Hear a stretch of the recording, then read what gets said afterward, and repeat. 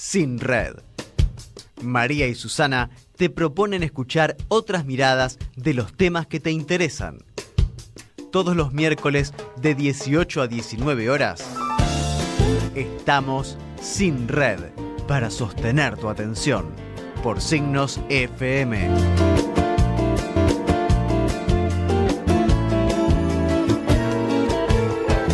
Hablar con la doctora Ana Di Pangracio. Ella es abogada, directora adjunta de la Fundación Ambiente y Recursos Naturales. El desmonte del bosque nativo, las fumigaciones con agrotóxicos cerca de pueblos o escuelas, o la quema descontrolada de pastizales en el delta, no solo no se detuvieron en cuarentena, sino que, aprovechando la falta de controles y con un absoluto desinterés por el riesgo extra que implica el contexto actual de emergencia sanitaria, se profundizaron. La deforestación en cuarentena es responsabilidad de los empresarios, pero también de los gobiernos. Así que vamos a conversar un poquito con la doctora Ana Di Pangracio. Ella está abocada al tema del medio ambiente y nos va a poder echar luz sobre todo este tema. Buenas tardes, doctora. Le habla Susana Bultagio de Sin Red. Sí, ¿qué tal? Buenas tardes, un gusto.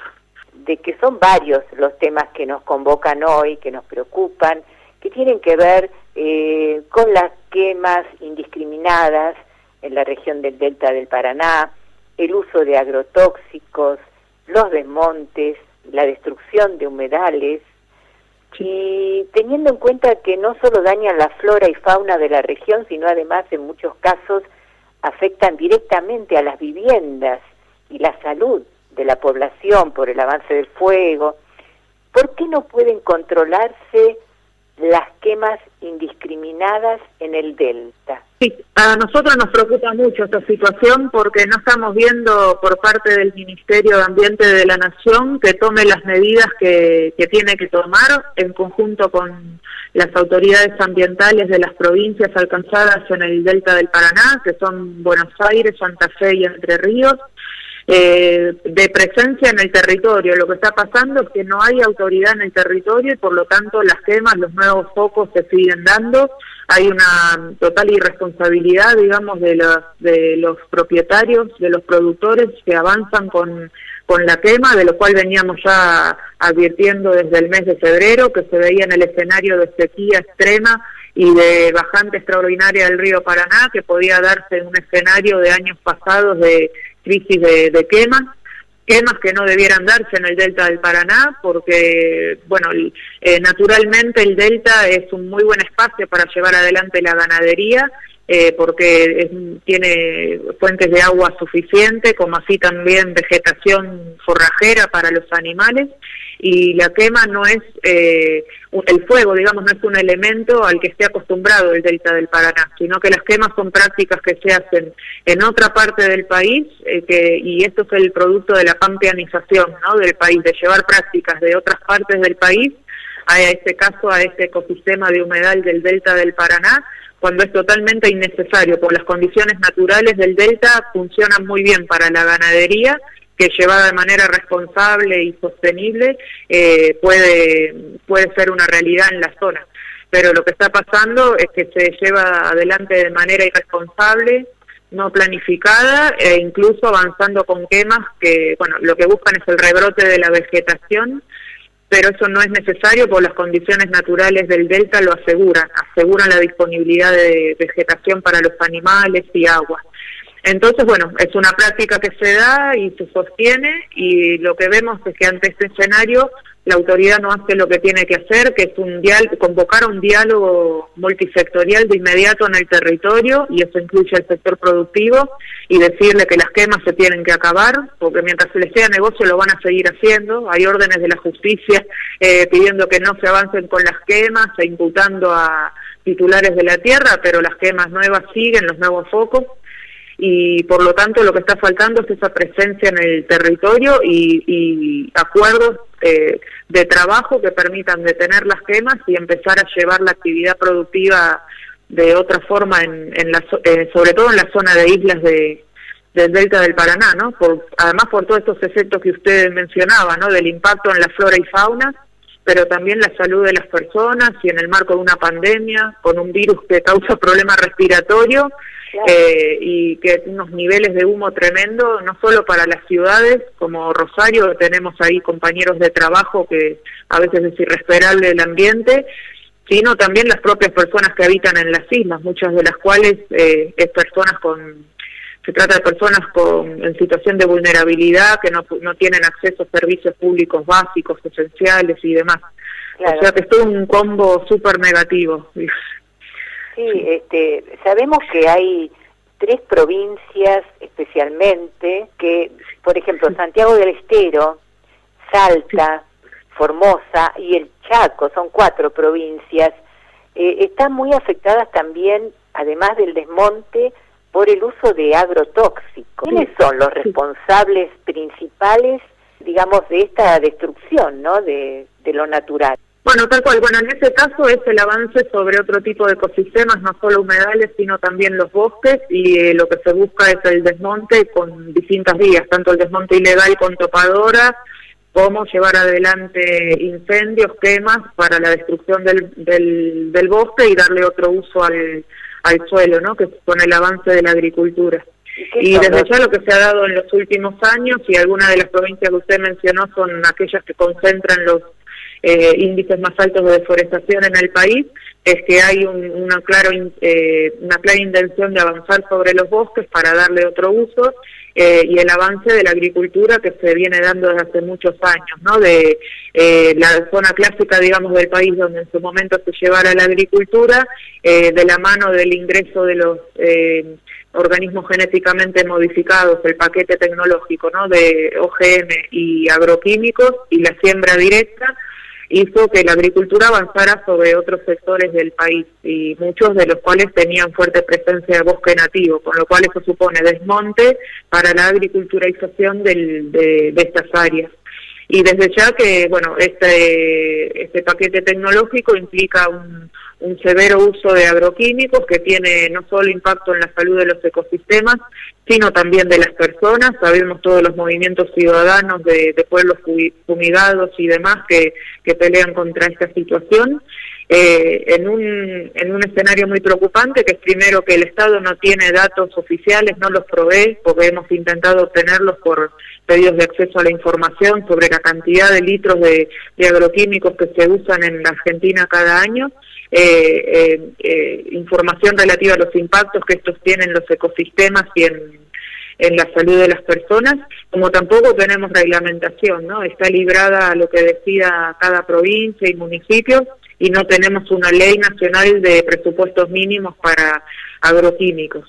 Y se sigue viendo esto como una vía, ¿no?, la agricultura industrial, cuando Argentina podría ser líder en ese sentido de avanzar en sistemas agroecológicos que permiten sostener los ecosistemas, cuidar la salud de las personas, y generar productos derivados de la agricultura de calidad, ¿no?, que sean agroecológicos y no lo que supone el actual sistema de agricultura industrial. Sí, podríamos suponer entonces que en estas provincias hay cierta complicidad entre los gobernadores y los grandes terratenientes o los productores que se aprovechan de una situación de crisis sanitaria como la que estamos viviendo, donde aparentemente, digamos, todos los ojos están puestos en resolver esta crisis, y se aprovechan de la mano, de la ayuda de sus gobernadores para actuar impunemente. ¿Podríamos decir eso? Sí, bueno, muchas veces hasta personas que ocupan cargos públicos son los propios propietarios de la tierra, ¿no? O sea que tienen intereses directos en llevar adelante estas acciones y destruir bosque y avanzar con otros fines, para darle otro fin al suelo, ¿no? Claro. Con lo cual, sin duda, muchas veces hay situaciones de connivencia, también en otros casos es las severas limitaciones que tienen las provincias para el control en el territorio, porque no tienen recursos materiales o humanos para llevar adelante el control para prevenir deforestación ilegal. Eso es un severo problema. y bueno, vinculado a eso es que se supone que debiera haber fondos de la ley de bosques que justamente refuercen a las provincias en esta materia, pero la ley de bosques está desfinanciada desde hace años, nunca se le provee de las partidas presupuestarias que corresponde, con lo cual la plata que podría haber para fortalecer el control en territorio y prevenir estas cuestiones no está, y por lo tanto de allí las deficiencias que luego hay en el territorio, ¿no? Y desde ya que, bueno, se aprovechan también de la situación de pandemia, que el Estado tiene aún menos recursos, que muchos están desde su casa, no pueden siquiera tener acceso, según nos han informado, a los email oficiales de sus casillas, porque solo pueden acceder desde las computadoras que están en la oficina, tienen muchas limitaciones para responder pedidos de acceso a la información y otro tipo de requisitorias, con lo cual esta situación también hace que se aprovechen para avanzar más fuertemente, sobre todo con la deforestación ilegal, ¿no? Claro. Nosotros también decimos que en época de pandemia no debieran darse los desmontes incluso permitidos, porque la ley de bosques no es que prohíbe el desmonte, sino que lo regula. En bosques que estén degradados y se puede justificar un desmonte, igualmente se tiene que hacer evaluación de impacto ambiental y audiencia pública previo a avanzar con el desmonte.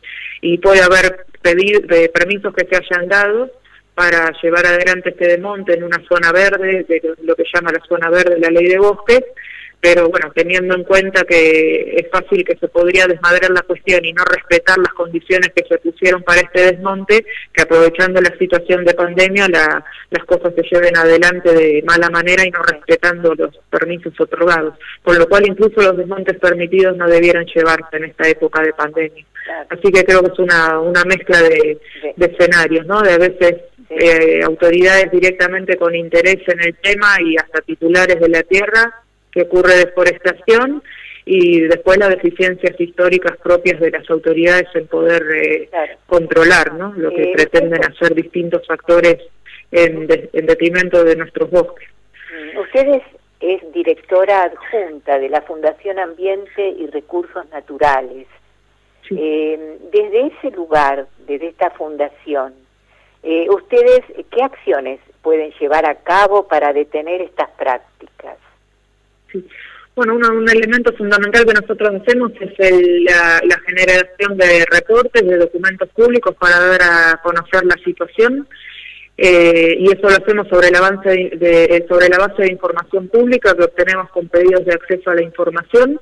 En algunos casos decidimos también hacer litigio estratégico, o sea, llevar adelante causas que se vinculen a tema bosques o humedales o de otro tipo, ante la justicia, ya sea nosotros liderando como actores, o bien sumándonos a causas que otros colectivos u otras organizaciones inicien y presentándonos como terceros, así como también haciendo presentaciones especiales ante el tribunal con fines informativos, ¿no? De poder dar nuestra perspectiva sobre el tema para que el juez tome una decisión informada y termine fallando desde ya en favor del ambiente, que es a lo que apuntamos nosotros. Y después trabajamos mucho en red con organizaciones locales, ¿no? Nosotros tenemos sede nada más que en Buenos Aires y a veces realmente nos es imposible poder atender, y por la limitación de recursos que también tenemos, todos los casos que se presentan, con lo cual damos apoyo a redes locales con las que trabajamos y nos mantienen informados de lo que está pasando en territorio, y le damos el asesoramiento que requieran y demás para que ellos puedan accionar localmente. Así que para nosotros es muy importante el trabajo en red, no solo en bosques, sino también en humedales, para aprovechar todas las pocas personas que somos y tratar de sacar el mejor provecho a los recursos que tenemos, no duplicar tareas y poder hacer un trabajo conjunto y que tenga buena incidencia. Claro, precisamente respecto a los humedales, que Diputados avanza en consagrar una ley de protección de humedales. Pero bueno, esta ley tuvo varias frustraciones en el Parlamento en varias oportunidades, 2013, 2017, 2018. Pareciera como que ahora se puede llegar a consagrar esta ley, pero mientras tanto, como decía el ministro de Ambiente y Desarrollo Sustentable, él aseguró que si bien la ley será solución, se necesita pensar en el mientras tanto, porque esto puede demorar mucho hasta que se oficialice una ley. Sí, bueno, sí, de hecho hubo 2 ocasiones que no prosperó la ley, tuvo media sanción en Senado en 2013 y 2016 y después se cayó en diputados por falta de interés, digamos, político por parte de la Cámara, como así también el efecto del lobby agropecuario y minero que hicieron mella también en esas cámaras. Esta sería una tercera vez, ya hay 5 proyectos en diputados, 3 en senadores. Se instaló nuevamente el debate, desgraciadamente a partir de esta crisis de incendio, de la que ya advertíamos que se iba a venir y finalmente se dio. Bueno, si esto sirve para que se reactive la discusión en el Congreso, bienvenido. Es una pena que haya que haber llegado a esto, pero esperemos que sí, finalmente ante este escenario, como así también el aprendizaje que debiera dejarnos esta pandemia, que es resultado directo de la destrucción del mundo natural que estamos llevando adelante desde hace décadas y décadas, es que espero finalmente prospere, ¿no? Ya primero quizás avanzando en diputados, que es la Cámara donde más se resistió el proyecto, así como en senadores. Y es un proyecto que sí, hay que dar la discusión de la ley de humedales, no hay que aprobar una a las apuradas, hay que discutirla bien, escuchar a todas las voces, sobre todo las personas que habitan, producen, trabajan en los humedales, y hay primero una instancia en una cámara, después en otra, va a llevar un tiempo, con lo cual por eso nosotros también destacamos la importancia de que los humedales, hasta tanto esté la ley, se tienen que proteger hoy en día, ¿no? De allí la importancia del trabajo en el territorio, y particularmente ante crisis de incendios como esta, pero el compromiso político en pos del cuidado de los humedales a nivel nacional y provincial que se tiene que dar ahora. Así que es importante ahí que la sociedad civil empuje también esta agenda hasta tanto tengamos la ley, de que se vean medidas efectivas en el territorio en protección de los humedales, y si eso requiere, hasta iniciar causas judiciales, la vía judicial es perfectamente válida, pero también aprovechar instancias de participación ciudadana, institucionales que ya existen para poder impulsar esta agenda y que hasta que tengamos la ley se haga efectivamente el cuidado de los humedales. Claro, después de la Amazonia, nos hemos convertido en el segundo foco de deforestación más importante en América Latina. De lo que va desde marzo a julio, a fines de julio de este año, hubo una deforestación de 29.229 hectáreas de bosques. Esto se da en América Latina en general, en varios países. En el mundo, ¿hay casos similares a lo que ocurre acá? Sí, o sea, es una crisis, incluso a nivel de incendios, si se ven mapas que registran los incendios a lo largo del mundo, se ven grandes coincidencias de focos de incendios en zonas de bosques, ¿no? Sobre todo los de tipo tropicales.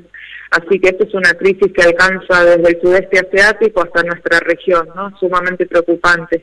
Esto en razón del avance de la frontera agropecuaria, ¿no? Que es un mal que no afecta solo a nuestra región, sino a diversas, y sobre todo aquellas donde aún tienen en pie bosques primarios, ¿no? Hay otras regiones como Europa que poco les queda de sus bosques originarios, pero en las zonas aún ricas del planeta en estos ecosistemas, desde ya que tienen esta problemática que pretende avanzar sobre los bosques y destinar el suelo a darle otros fines, sobre todo de la agroindustria, pero también desarrollo de grandes obras de infraestructura, minería, desarrollo inmobiliario, entre otras, con lo cual sí, es una problemática. Usted menciona Amazonas y después, digamos, la mayor masa boscosa en nuestra región, en Sudamérica, es el Gran Chaco, que compartimos con Paraguay y Bolivia.